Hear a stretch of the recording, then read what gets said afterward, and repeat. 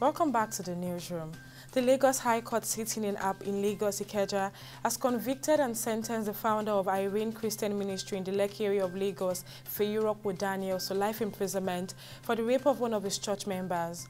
Justice Rahman Oshodi also sentenced the bishop to 3 years imprisonment for the offense of sexual assault of 2 members of his church.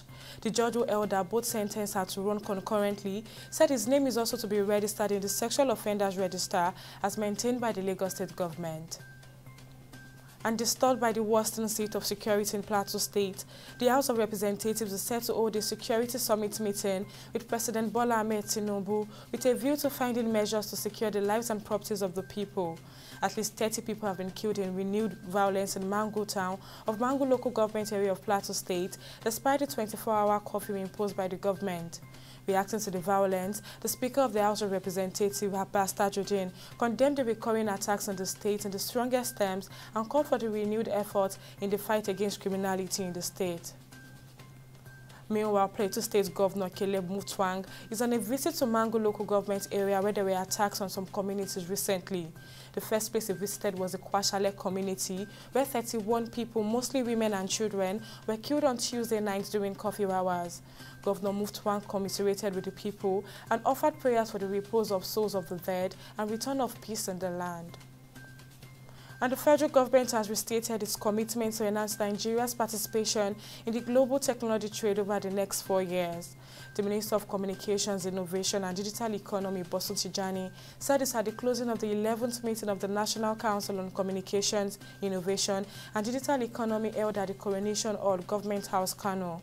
He said the primary goal of the present administration, under the leadership of President Bola Ahmed Tinubu, is to enhance Nigeria's participation in the global technology trade over the next 4 years.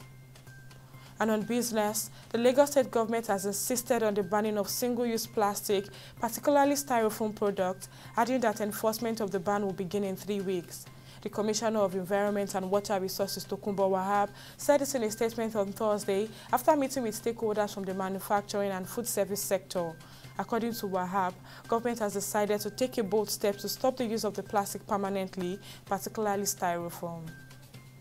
And on the foreign scene, the UN top court on Friday said Israel must prevent genocidal attacks in Gaza and facilitate urgently needed humanitarian aid into the besieged territory, handing down rulings in a case that has drawn global attention. The court urged Israel to refrain from any possible genocidal act as it processes its military operation in the Gaza Strip, but stopped short of ordering a ceasefire. At least 25,700 people have been killed and 63,740 wounded in Israeli attacks on Gaza since October 7, 2023. And finally on sport, Alex Iwobi and Ademola Lookman will return to the starting lineup for Nigeria's round of 16 contest against Cameroon on Saturday. The duo started the Super Eagles clash with Guinea-Bissau from the bench. Iwobi will now take the place of Southampton John Aribo in midfield.